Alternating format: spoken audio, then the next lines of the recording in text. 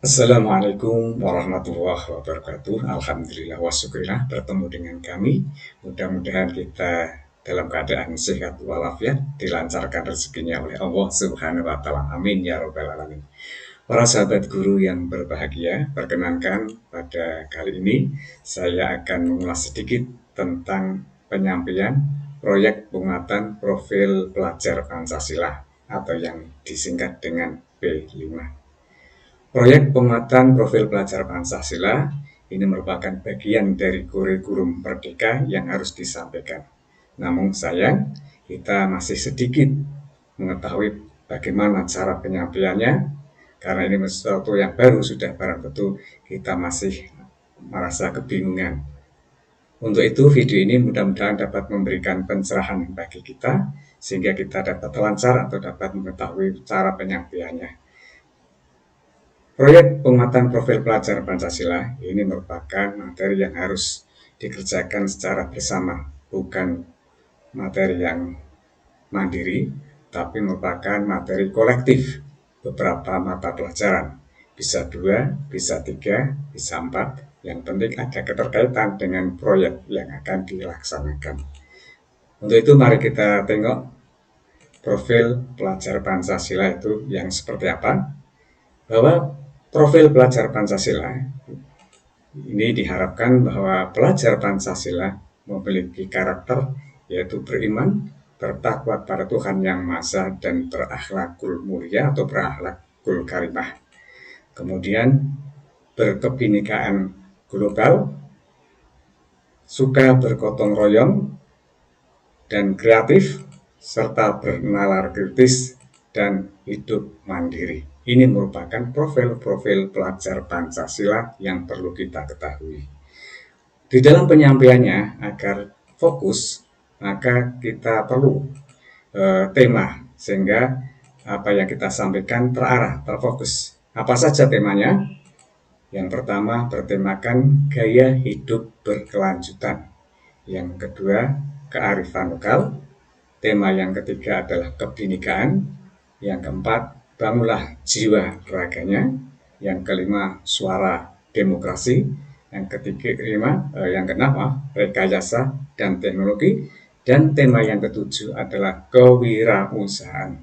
Maka di dalam menyampaikan, kita fokuskan pada tema-tema ini. Pilih salah satu, kemudian dikerjakan oleh beberapa guru yang bersangkutan. Untuk itu, pada kali ini akan saya sodorkan alternatif bagaimana cara penyampaiannya. Alur pembelajaran proyek penguatan profil pelajar Pancasila. Ini saya membuat 2 model. Mungkin Bapak Ibu Guru dapat memilih model 1 atau model 2. Yang jelas pada hakikatnya kan sama-sama, model 1 dan model 2. Yang pertama, langkah pertama adalah pengenalan dulu. Siswa dikenalkan dengan P5, proyek penguatan profil pelajar Pancasila itu apa. Kemudian disodorkan tentang proyek yang akan dikerjakan, atau siswa disuruh mencari atau memilih sendiri proyek apa yang bisa dilakukan secara bersama-sama. Ini merupakan sebagai pengantar. Setelah menemukan proyek yang akan ditemukan, kemudian siswa dibagi secara kelompok. Bisa 3, 4, atau 5. Setelah dibangun kelompok, kemudian langkah selanjutnya adalah kontekstual atau eksplorasi, di mana masing-masing kelompok maupun bersama-sama di dalam kelas untuk menemukan pengetahuan tentang objek atau tentang proyek yang akan dilakukan. Misalnya, membuat atau menanam singkong. Tentu saja harus mengetahui bagaimana cara menanam singkong. Kita harus tahu jenis-jenis singkong, umur singkong itu berapa bulan, dan sebagainya. Ini perlu kita mengetahui. Dari mana kita mengetahui? Kita bisa studi pustaka, mencari di perpustakaan. Bila mana kurang mantap mau bertanya kepada petani, maka kita harus siap untuk bertanya kepada petani, yaitu dengan observasi ke lapangan. Kemudian setelah itu, setelah mendapatkan data-data, langkah selanjutnya adalah aksi, yaitu tindakan nyata membuat atau menanam singkong. Setelah beberapa minggu, beberapa bulan, kemudian setelah panen, langkah selanjutnya adalah refleksi, yaitu menindaklanjuti tentang kegiatan-kegiatan yang dilakukan, kekurangan, kelebihan, manfaat, kemudahan yang dilakukan, kemudian untuk ditindaklanjuti. Ini merupakan model yang satu. Kemudian alur pembelajaran model yang kedua pada hakikatnya sama, pada intinya sama dengan model yang pertama. Diawali dari pengenalan. Siswa dikenalkan dulu tentang P5. Apa itu P5?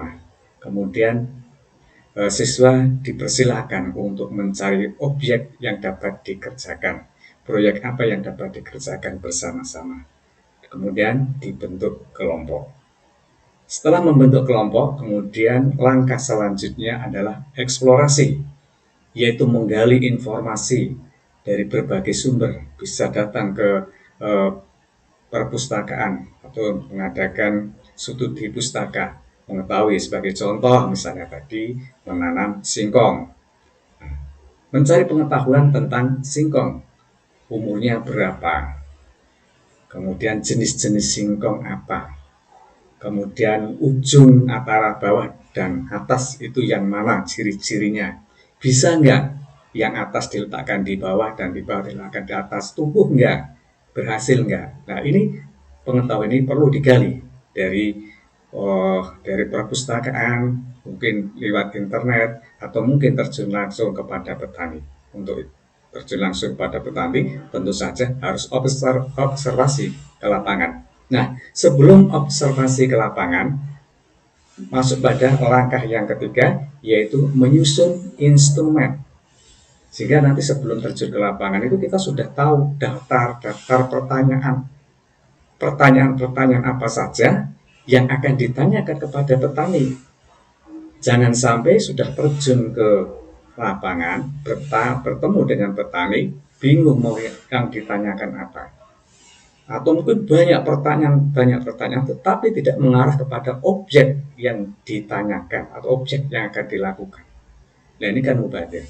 Oleh karena itu, sebelum observasi ke lapangan, kita lakukan dulu, yaitu menyusun instrumen berupa pertanyaan-pertanyaan. Setelah instrumen disusun, untuk lebih yakinnya, kita mengadakan latihan dulu. Diuji coba instrumen itu kepada Bapak Ibu guru di sekitarnya. Bagaimana cara bertanya, etika bertanya, sudah cukupkah pertanyaan-pertanyaan yang disusun. Nah, kalau sudah selesai, sudah diuji coba, langsung melangkah ke lapangan, terjun ke lapangan, mengadakan observasi, bertanya kepada petani, dicatat hasil pertanyaan tadi, jawaban-jawaban dari petani tadi, informasi-informasi tadi dicatat. Yang selanjutnya itu yaitu pengolahan data, dibaca, dipahami, kemudian setelah itu diolah. Setelah itu dilanjutkan dengan aksi nyata, yaitu melakukan tindakan nyata, menanam singkong, mulai dari mencangkul, menanam, dan lain sebagainya. Kemudian setelah itu, sambil menunggu singkong itu saatnya dicabut, sudah tua, sudah saatnya dicabut, maka direncanakan mengadakan perencanaan untuk mempublikasikan hasil karyanya. Bahkan bahwa beberapa bulan yang akan datang akan panen singkong. Nah, kemudian singkong itu mau diapakan? Apakah dijual mentah? Apakah diolah? Bentuk makanan baru dijual. Nah, ini direncanakan. Kemudian kalau dijual, menjualnya kemana? Nah, untuk memberitahukan kepada publik, kita perlu merencanakan sebuah promosi, mengadakan publikasi, dapat berupa poster, atau mungkin lain sebagainya, dirancang, atau bentuk pameran. Nah, pameran maupun poster tentu saja harus direncanakan. Maka merencanakan publikasi atau mempublikasikan data konten promosi, apakah lewat poster, apakah media sosial, WA, atau YouTube, dan sebagainya. Setelah itu mengadakan tindak lanjut, yaitu ketika sudah panen, ya, sudah panen, maka baru ditindaklanjuti. Misalnya pameran, ya tentu saja segera membuat pameran. Andai kata berupa poster, ya poster itu sudah tersebar kemana-mana. Dari hasil itu maka langkah terakhir yaitu evaluasi dan tindak lanjut. Ini sama dengan model yang pertama. Demikian sahabat semua yang saya hormati tentang alur pembelajaran proyek penguatan profil pelajar Pancasila. Sebagai contoh, ini ada beberapa contoh kegiatan. Ini bukan satu-satunya dan bukan ini saja. Bapak Ibu semuanya bisa berkreativitas sendiri, mungkin bisa menemukan ide-ide tertentu. Sebagai contoh di sini tema gaya hidup berkesinambungan. Contoh kegiatannya daur ulang sampah, kemudian penanaman pohon, kebersihan lingkungan atau kebersihan drainase, kolaborasi mata pelajaran, IPA, IPS, mapel agama, dan sebagainya. Profil yang disasar adalah gotong royong, kreatif, mandiri. Ini merupakan contoh-contoh kegiatan yang ada pada P5. Kemudian tema yang kedua, kearifan lokal. Misalnya mengadakan wisata religi ke suatu makam atau ke suatu tempat-tempat yang bersejarah. Nah, di sini harus eksplorasi apa yang harus digali dari kita itu berziarah atau kita wisata ke tempat-tempat sejarah dan sebagainya. Kunjungan ke home industry. Nah, kemudian menciptakan lagu. Di sini materi yang terkait seni budaya, bahasa Inggris, bahasa daerah, bahasa Indonesia. Kemudian profilnya adalah yang disasar adalah profil kreatif, bernalar kritis, dan mandiri. Ini sebagai contoh saja. Kemudian ini ada tema yang ketiga, kebinekaan global. Contoh kegiatannya perayaan Hari Besar Islam, Isra Mi'raj, Maulid Nabi, halal bihalal termasuk juga. Kemudian bakti sosial, pawai kampung, kuliner. Nah, di sini kolaborasi mapelnya adalah PPKN, pendidikan agama, IPS, bahasa Indonesia. Bisa nggak bahasa daerah masuk? Boleh saja mas itu, kalau memang ada keterkaitannya. Kemudian profil atau sasaran profilnya adalah beriman, bertakwa kepada Tuhan Yang Maha Esa dan berakhlakul mulia atau berakhlak karimah. Kemudian berkebinekaan global dan gotong royong.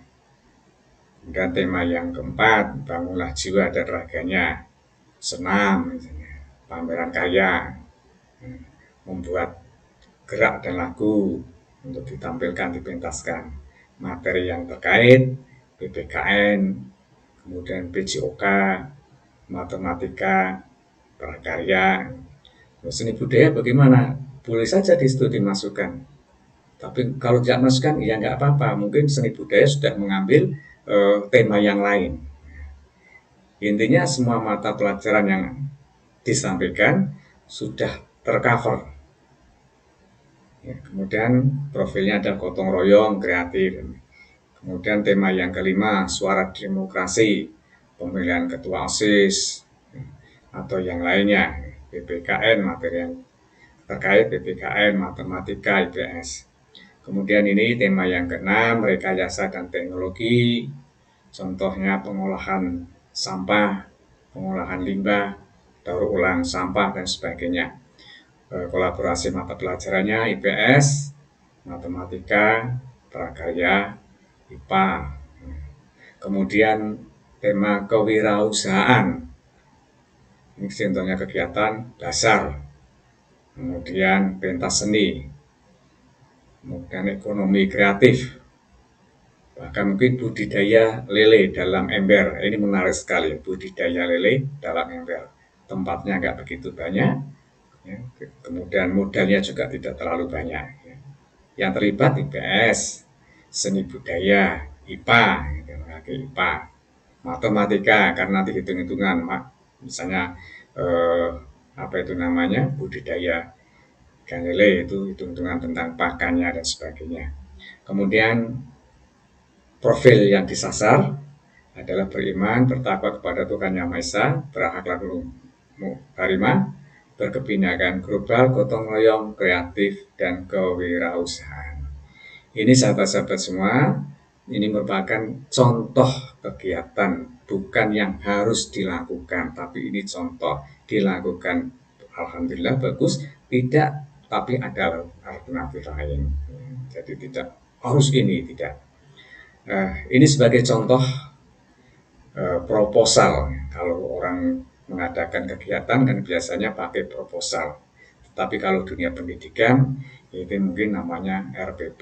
Judulnya membuat kerajinan box file sebagai contoh. Membuat box file.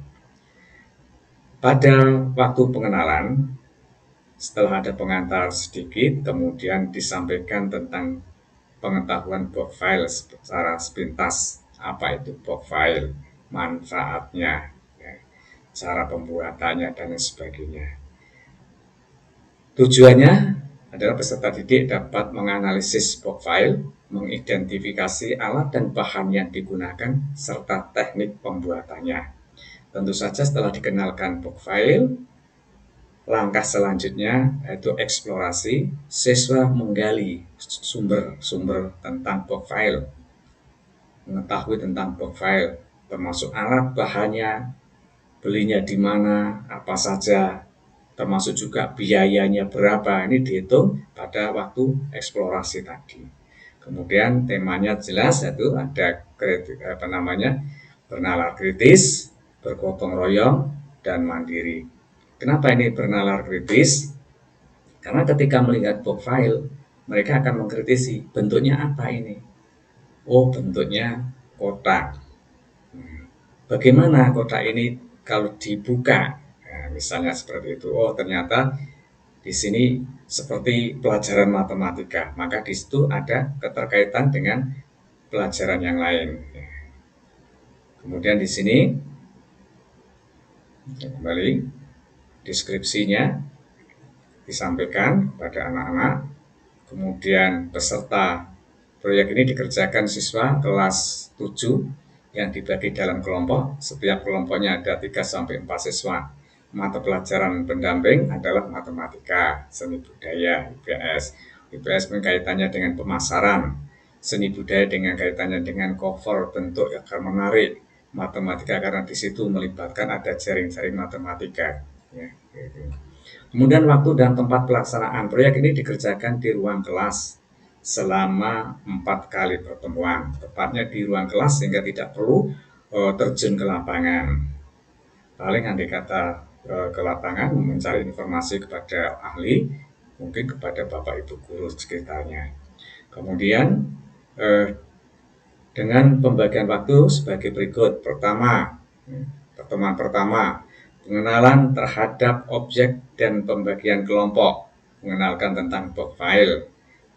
Kemudian eksplorasinya, butuh dana, biaya berapa, teknik pembuatannya bagaimana, kemudian alat dan bahan yang dibutuhkan apa saja. Ini pada pertemuan pertama. Kemudian di sini ada tugas, ya, dibuat tugas yang diberikan, ya, diberikan oleh guru maupun diberikan oleh kelompoknya. Kalau sudah mengetahui cara seperti itu, bahannya seperti itu, ukurannya sudah ketemu, kemudian untuk pertemuan yang akan datang adalah tindak lanjut pembuatan box file. Maka siswa tentu saja membawa bahan dan alat untuk pertemuan mendatang. Ya. Kemudian melakukan tindakan membuat box file. Ini pertemuan yang kedua. Pertemuan ketiga juga masih melanjutkan pembuatan box file. Untuk pertemuan yang ketiga ini, di akhir pertemuan tentu saja harus menyiapkan, merencanakan publikasi. Kalau box file itu sudah jadi, sebanyak kelompok tadi mau diapakan, mau difoto, berarti harus ada siswa yang membawa kamera. Karena untuk tingkat SMP kan belum diperkenankan untuk membawa HP. Nah, bila tidak membawa HP, apa yang dilakukan? Nah, ini kan harus direncanakan. Oh, nanti pinjam HP-nya Bapak Ibu guru. Siapa yang akan dipinjami? Yang akan pinjam kepada Bapak Guru siapa? Ini direncanakan. Atau mungkin menemui guru pembimbing atau BK, bimbing konseling, minta izin boleh nggak membawa HP untuk mengabadikan proyek atau untuk membuat mengupload proyek ke WA atau ke Instagram dan sebagainya. Ini direncanakan. Nah, begitu pertemuan yang keempat, mengumpulkan hasil karya tadi dikumpulkan, kemudian diambil gambarnya, diposting ke WA, ke Facebook, Instagram, YouTube, dan sebagainya. Ini sudah membutuhkan HP. Nah, kemudian dilanjutkan dengan refleksi siswa untuk mengetahui kelebihan, kekurangan, kemudahan, manfaat yang diperoleh setelah belajar secara kelompok membuat proyek pembuatan profil. Inilah sahabat-sahabat semua. Kemudian di sini di akhir di sini ada proyek. Proyek ini membutuhkan biaya untuk membeli alat dan bahan. Adapun alat dan bahan yang harus disediakan, misalnya itu kertas Eurobot, lem kayu, kertas kado, cutter, alat-alat tulis dan sebagainya. Ini harus disediakan dan tentu saja membutuhkan biaya. Nah, siswa akan bertanya dari mana dana ini.